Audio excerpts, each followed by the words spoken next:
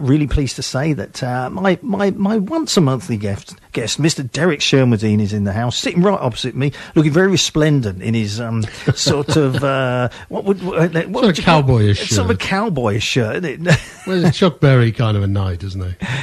Oh, I see you've worn it in honour of the great man. Exactly. And of course, if you only just joined us, we're doing our first little half an hour segment. We always choose a theme, a subject, a person, a record label, etc. And tonight we thought we'd do, with the passing of Chuck Berry just a few weeks ago, it seemed fitting to do Mr. Chuck Berry. Yeah, I mean, he was certainly one of rock and roll's heroes, legends, however you want to look at it. I mean, the guy worked and continued playing throughout his very, very long life. Didn't actually have an awful lot of commercial success, surprisingly enough. But to say he was an influence, I think, is one of life's great understatements.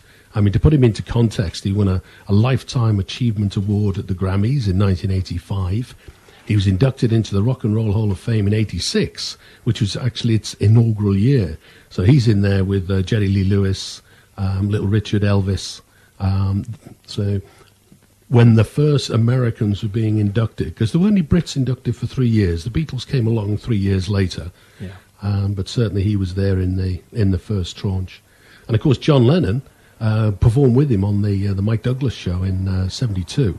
And that's when Lennon famously said, if you tried to give rock and roll another name, you might call it Chuck Berry. So I mean, he had as we'll see as the story unfolds, I mean, he had an up and down relationship with Chuck over the years. I mean, mostly up.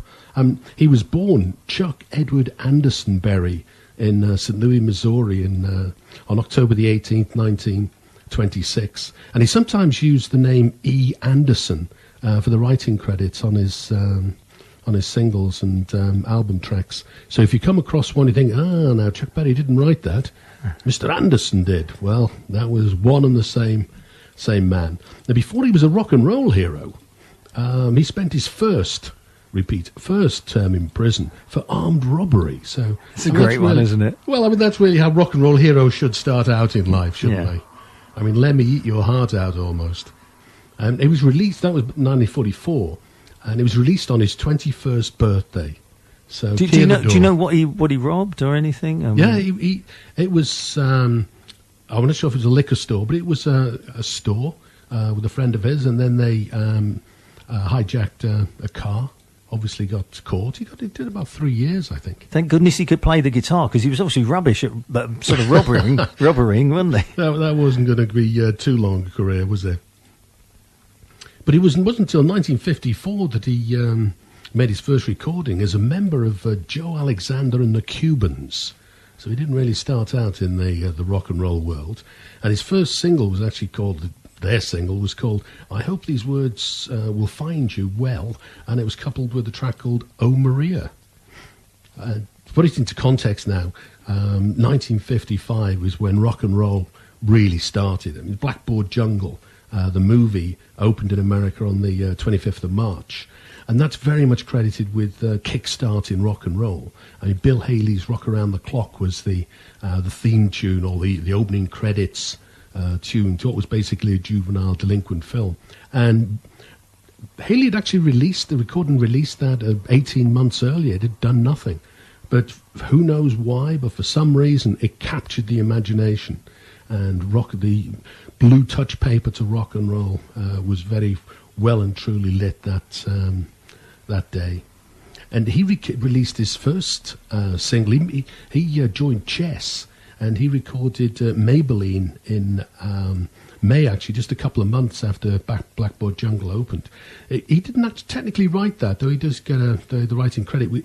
It was based on a Bob Wills 1938 recording of Ida Red, great sort of country swing music. And, with the advent of the ease of hearing music nowadays, I mean, track that down, have a quick listen to it. It is really good in its own right. But what's interesting there is the original writing credits went to Chuck Berry and DJ Alan Freed and a guy called Russ Fratto, who had actually loaned some money to Chess. And it was one of the ways that DJs particularly earned money in those days was to cash in on promoting particular records and particular artists, and it was known as payola. And it came back to bite Alan Freed and a lot of other American DJs in a very big way by the end of the 1950s. Chuck Berry's Duck Walk came into being around the same sort of time as well, 1955. And to bring the UK into focus here, it's a good time for us as well, because Lonnie Donegan released Rock Island Line, which again is, for the UK, what Rock Around the Clock was for America. Although, again, interestingly enough, spookily enough, he'd actually recorded that a year or so, 18 months earlier, when he was with Chris Barber, and it was recorded originally as one of the skiffle tracks on his New Orleans Joys album. So it's interesting, the two, if you like, cornerstones of British and American rock and roll were both recorded 18 months before they were actually successful, as it were. Moved on, really, around a year or so later, or 6 months later, released Roll Over Beethoven. So you can see we got loads of classic tracks already coming into the frame. And the majority of Chuck's stuff, that if you said to somebody, give me a Chuck Berry track, it would all be around the early era, wouldn't it, really? Absolutely. They're all the 50s. Yeah. It's mostly his 50s stuff. Yeah. Although, you know, his big chart success actually came later. But what's interesting, if you see as the story unfolds, it was thanks to the likes of the Beatles and the Stones that the American greats like Chuck Berry, Muddy Waters, and the other blues and R&B guys, that was the reason that they really had a reincarnation back into achieved recognition they'd never actually achieved before. Because before the Beatles and the Stones, most of these guys only had hits on the R&B charts, very few crossover. And it was only after it was really popularised by the likes of the Stones particularly, that the Animals and a bunch of other R&B bands, that they were really successful. But I mean, the Roll Over Beethoven, I mean, when the Beatles dominated the charts in '64 to begin the British invasion, I mean, that was one of the records that was in that clutch of hits, that particular April the 4th chart. But his first UK single was a very different sound. It was a track called Downbound Train, and it's an old sort of gospel song. It was his first UK single, and like a lot of chess releases in those days, they were released on labels like London American, and that's where you'll find that. So that will be a very collectible piece of vinyl if anybody's got hold of that. And it was his third American single. But I thought it might be good to hear Maybelline. Yeah, if you're going to rock the house down, that's one way to do it, isn't it? Oh, that's a brilliant track. I was listening to the guitar. It's quite basic, yeah, but it just does everything you want it to do, doesn't it? He just developed what was very much a unique style. You know, he's one of these artists where you hear the guitar and you know it's Chuck Berry. And it just really is a style, and he rated as well as a guitarist. And it was 55 and 56. He released "You Can't Catch Me," and that's another one that's found fame with the Beatles. Although a dim view was taken of that, and come up into the story a little later. That was where he had some litigation with John Lennon of said Mob Tops. All worked out well in the end. Everybody made some money out of it, I think. But I mean, he was plagiarised a number of times. But his first hit in the UK was "Ring Ring Goes the Bell," School Day. Has he got a thing about bells then? Well, there's quite a lot of at that time as well at him with songs about school children, Sweet Little 16, and all kinds of stuff. And My Ding-a-Ling. I mean, I'm just thinking, where does the to name three? Yeah, where does the connection to bells come along? Well, it certainly rang his bell, I think. Yeah, but I mean the Sweet Little 16 came along a little later in 58, and that was actually number 2 on the Billboard, which is his biggest hit to date, and was actually his biggest hit for a long time to to come. It was kept off the number one by Tequila from the Champs, which is a great song. But that was where, a bit like The Who, they had loads of great songs but never quite managed to hit the number one spot. It made 16 in the UK, but that's in '63 caused a little bit of litigation with the Beach Boys. But I mean, '58 was a great time for Chuck Berry music. I mean, that was when he recorded one of his real signatures, Johnny Be Good, which is really very much about his piano player, Johnny Johnson. Although, ironically enough, Johnny Johnson didn't actually play on that particular track. The pianist on that was a guy called Lafayette Leake, but the bass player was none other than Willie Dixon, who played an awful lot of chess. He played bass player, but one of the greatest blues songwriters of them all. And you find him on a lot. He played a lot with in Muddy Waters band as well. So, he crops up all over the place. And we can't leave the drummer out, obviously. A guy like Fred Bellow, who's, if you're into that sort of thing, is a well-known blues R&B drummer. But that was quite a cornerstone of his stuff, because he wrote a couple more songs about Johnny Be Good. Go, Go, Go, which is the B-side of the Stones. Come On was the B-side of that, and the Stones took that as their first single. But interestingly enough, I mean, sadly really, Johnny Johnson, his piano player, decided that he'd written or co-written 50-odd of the songs with Chuck, but he didn't really contest this until way after the year 2000. And it was thrown out. I think the judge suggested that he perhaps left it a little too long. Yeah. But I mean, the whole writing credit thing was interesting, particularly in those days. Nobody, because I mean, Carl Perkins didn't actually write quite a number of the songs that are credited to him, but nobody seemed to worry about it too much in those days. Change a word here, change a word there, and he just got a different song. But people worry about it now. People certainly do worry about it now. Well, they do. They want the money, don't they? Yeah. And, the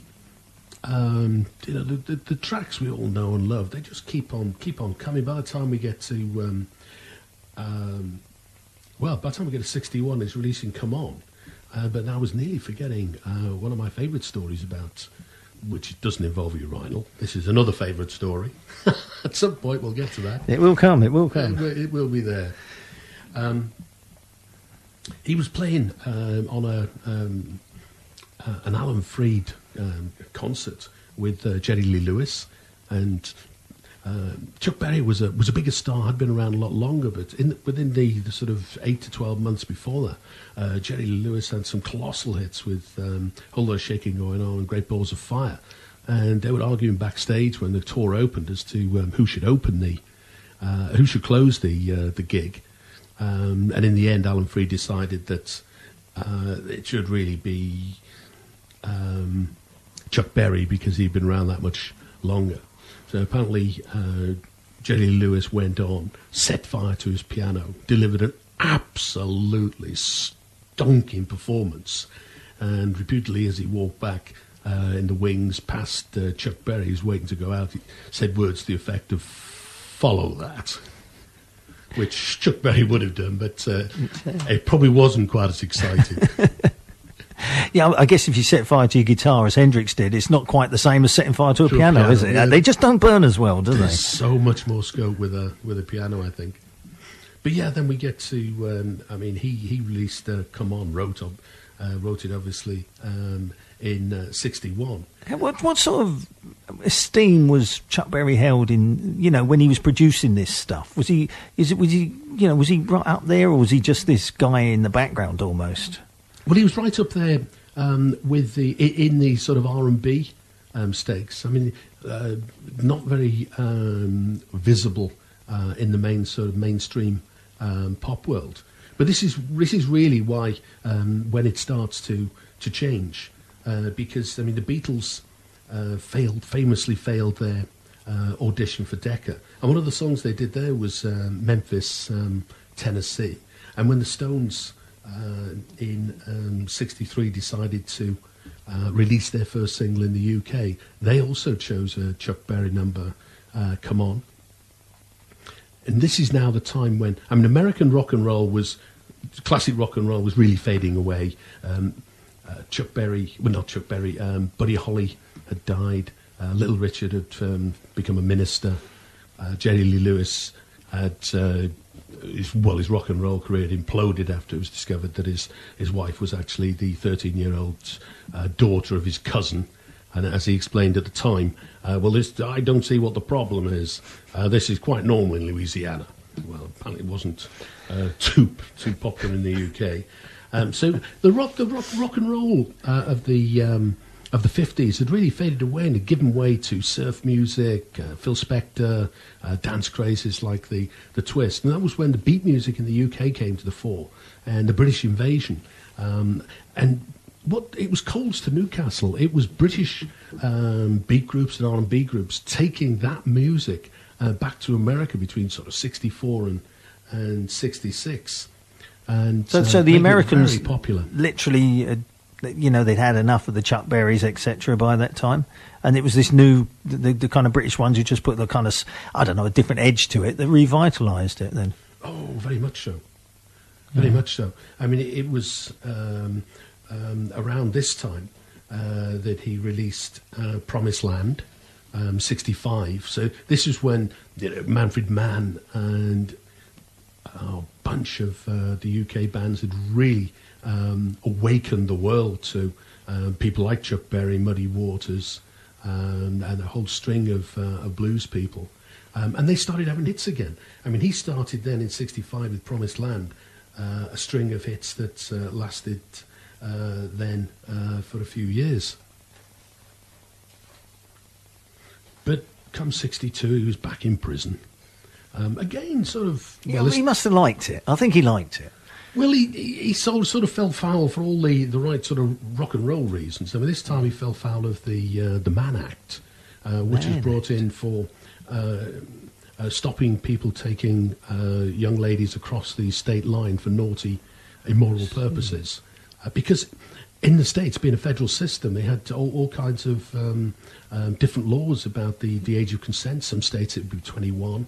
Obviously, as I was saying earlier, he married a 13-year-old in Louisiana, so the age of consent was obviously younger there. But the Mann Act was brought in to, I guess, try and regulate it a little bit. But he fell foul of that, and he did another reasonable jail stretch, several years. Do we know which state he went to? I don't, actually. But he was from St. Louis, spent a lot of time in St. Louis, so it would have been around that sort of general direction. So he literally took his lady friend to another state. Mississippi or Louisiana. Yeah, exactly, over the state line. Did what he wanted. Yeah, so in the state he was in, young lady would be underage and over the state line. Do we know what age she was? I think she was 15. I can't remember exactly. Yeah. That's too young in it. That's too young in any state, isn't it? 16 maybe. She certainly wasn't 18. I don't think. But then we get to 63, and again, I mean, the Beach Boys now have come to the fore, and they recorded Surfin USA. And Brian Wilson, the guiding light, put his name to the Surfin USA single. And Chuck Berry took a very dim view of this because he thought it was really very similar to his Sweet Little 16, which he'd released back in 1958. And I thought it might be interesting to hear the two songs back to back. So this is Chuck Berry and the Beach Boys, isn't it? Sweet Little 16 and Surfin USA. Make your own mind up. When are you going to play the Beach Boys one? It's just so the same, aren't they? It is very similar. That. Well, I think it is anyway. Yeah. I mean, shoot me down if you want, but yeah, definitely. I mean, apart from the fact that you've got the kind of the Beach Boys vocal sound to it, definitely a heavy bit of leaning there on Sweet 16. Yeah, Brian Wilson must have thought so as well because he soon decided that it would be a better part of valor to add Chuck Berry's name to the writing. writing credits. But really, I mean, Chuck Berry now is being well promoted by the Beatles. I mean, when the Beatles released Sort of Standing There, Paul McCartney said in a later interview that he borrowed the bass line from I'm Talking About You. So, you know, everybody was at it, really. I guess if you're going to write that style, in other words, a kind of for want of a better term, a rock and roll song, it's very difficult to write something and then to somebody else to say, but that does sound a little bit like, because you're going to find it somewhere along the line, aren't you? That some form of bass line, some riff, even just a melody or a few words, etc. They're going to have been done before, aren't they? Absolutely. Yeah. And that's good, real good time rock and roll. So, you know, it's got a lot of that kind of general feel about it. And sincerest form of flattery is copying. That's the way to look at it. And I guess, you know, if the Beatles borrow something from you, that can't be a bad thing. But that was when '64 was the first time he came to the UK. He opened his tour in the early summer of '64, and it was a time of change now. I mean, Chuck Berry really is well, apart from a very short raise of the head above the parapet in the early 70s. He wasn't having too many hits anymore. I mean, his last top 40 was You Never Can Tell around 64, and he moved off, left the Chess label in about 66. But he carried on in some very high-profile gigs.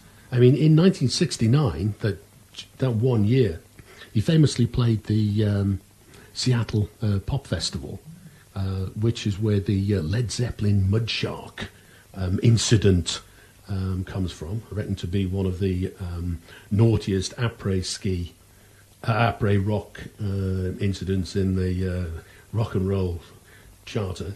And he also played at the Toronto Rock and Roll Festival, which famous for two things, really. It was the first time the Plastic Ono band played together. And it was yet another naughty incident. Well, not so much naughty, but Alice Cooper's famous chicken incident. When somebody threw a chicken on stage and he thought, bird, it can fly. Threw it up in the air. It didn't, of course. It dropped down into the crowd and they just pulled it apart. And he famously rang Frank Zappa the following day because he just released his first single album and stuff on Frank Zappa's Straight label. And he said to Zappa, "Whoa, what should I do about this?" And Zappa apparently said, "Well, is it true?" He said, "Yeah." Well, he said, "Well, you can't buy that kind of publicity. Just go with the flow." Go with the flow. And he supported the Stones on their famous, fabled 1969 tour, which ended at Altamont, of course, in December. That technically wasn't part of the tour. That was sort of tagged on as a free concert. It's weird. It's weird. Sorry, weird, isn't it? Chuck Berry supporting the Stones when you think that the Stones' whole career is just, like you said earlier on, is just based on Chuck Berry. Absolutely. I mean, that's very much how the fortunes sort of turned full circle almost. With the guys that started it all. I mean, basically, if it hadn't been for the likes of the Stones, Chuck Berry would probably have been relatively obscure and a footnote in rock and roll history. But that's rock and roll. I mean, this is the whole era when not so much old sounds, but the sound was just continuously being developed onwards. And of course, the Beatles release Come Together in '69. But for Chuck Berry, a real revival came in 1972. He recorded the London Chuck Berry sessions, which included Kenny Jones, Ian McLagan in the session, and it really brought him back to the forefront. And in fact, the album itself has a version of My Ding-a-Ling on it. And strangely enough, I mean, one of rock and roll's really strange stories is the only number one that Chuck Berry ever had on both sides of the Atlantic was My Ding-a-Ling. That's just so strange, isn't it? Yeah. Fickle. That's the fickle public, isn't it? Yeah. Oh, definitely, very much so. Definitely. It was, it may have been conceived, actually, the concept in the urinal that day. Well... I think we ought to... Well, I'll tell you the little urinal story. It doesn't go on too long. I was talking to my mate Jerry. Now Jerry plays for a band who's been on this show called the Burns Brothers, and Jerry and Bob, a great pair of guys, great musicians. They are like walking jukeboxes. You name it, they can play it. They're just fantastic, and they've been around. They've played with a lot of people. They've been with the Beach Boys, the Everly Brothers, the only two that come to mind at the moment. They've played with lots of people over the years. And I just happened to be talking to Jerry the other day about a totally different subject, and I just mentioned to him that Derek was coming on, and we were going to do Chuck Berry, and he just said to me, "Oh, I've met Chuck Berry," very casually. "Oh, I've met Chuck Berry," and that was it. Like, I've met Chuck Berry, full stop. and I just thought to myself, "No, come on, you're not getting away with that. Where on earth did you meet Chuck Berry?" And this is what he said. I've written it down. It said. He said it was in the 90s when he played the Circus Tavern at Purfleet, and I walked into the toilet and was having a wee. Can I say wee at this time of night? Oh, I think I can. so. I think I can. So. Yeah. And next to me was this very tall black guy who I took absolutely no notice of whatsoever. I washed my hands next to the same guy who I took no notice of. Still, why would you? Why would you? Exactly. Best not to, in my experience. Well, I mean, most blokes don't even wash their hands, so at least he's one up on that. And then he says, I walked out of the bathroom and helped the door open for him, and came face to face with Chuck Berry. He gave me one of those looks which said, "Don't bother speaking to me." He then walked around the club, looking at the pictures on the wall in full view of everyone. He was 40 minutes late coming on. The head doorman, who was a friend of mine, who told me that 5 minutes before he was due to go on, he demanded a hot meal. His voice was tremendous that night, but his guitar playing was terrible. I was a foot away from him that night, and it was great to see the legend close up.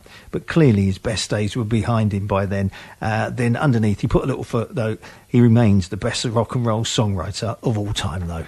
Oh, absolutely. Can't disagree, can you? You just see everybody who's covered it. And, his songs are just legion. I mean, just so many. I mean, the guy is amazing. But he was a real character. He wouldn't go on stage until he got the folding greenbacks actually in his pocket. Unless he got a briefcase stuffed with folding cash, he would not go on stage. And when he was on stage, if the set was a 45-minute set he'd been paid for, come the 45th minute, that would be it. He would be off. Mid chord, mid vocal. Just that's it. Bye, lads. Yeah, well, that's it. You've paid for 45 minutes of me, and that's it. And that's all you're getting. If you want more, we'll have some more money. Thank you very much. I think I might be wrong here, but I'm sure it's someone like Aretha Franklin. It may not be Aretha Franklin, but she sort of works in the same sort of vein, in the sense of she won't go on. I saw one of the... I was looking through a contract, like one of the riders in the contract. Yeah. And this was a few years ago, and she actually wouldn't go on until she'd received something like $30,000 in cash in her hand. Yeah, I mean, you can't blame them, though, can you? No, I think the problem was... because there was just so many of them, particularly the black artists. Yeah. They were thought of as just being...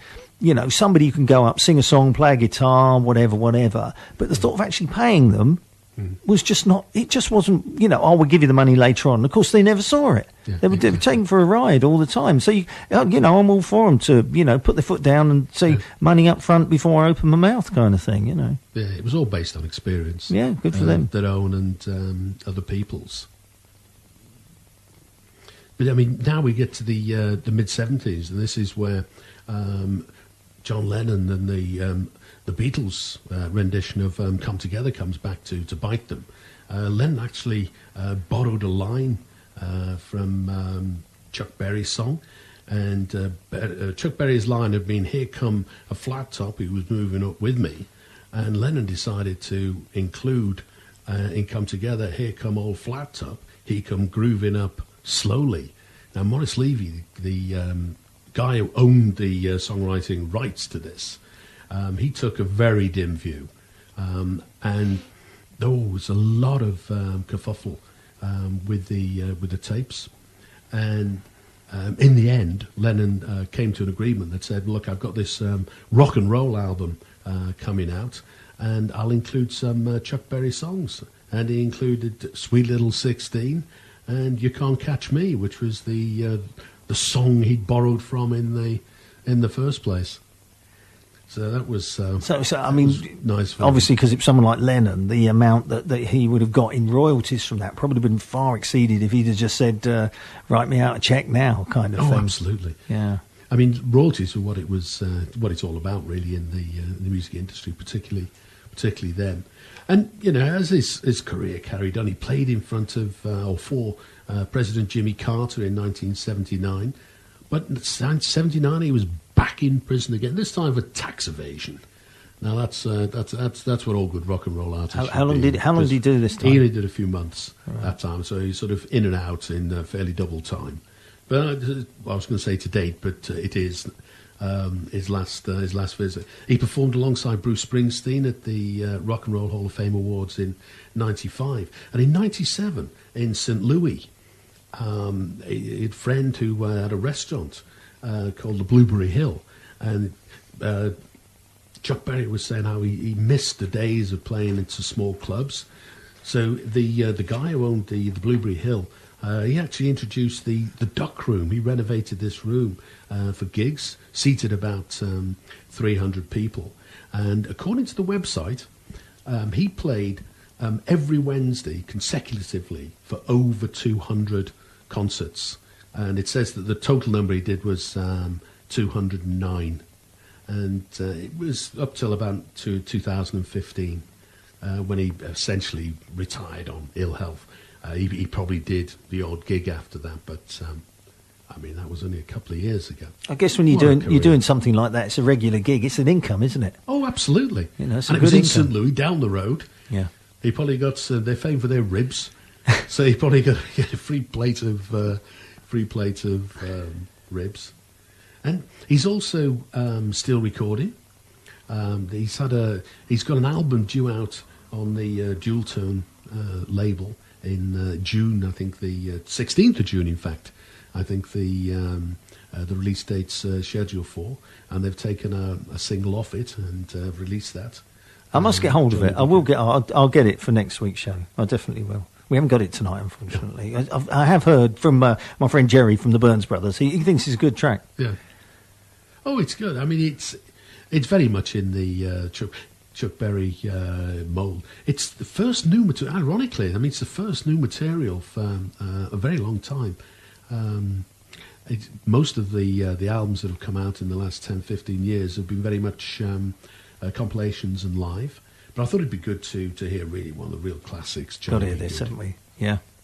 Well, Derek, you'll be back again after the 10 o'clock. I was going to say 10 o'clock news, but there is no news tonight, dear listener. I'm not going to miss the news in the slightest. I never watch the news. It's depressing. I'm a happy person, and that's the way I want to stay. Exactly. But Derek, for now, it's been absolutely brilliant with Mr. Chuck Berry.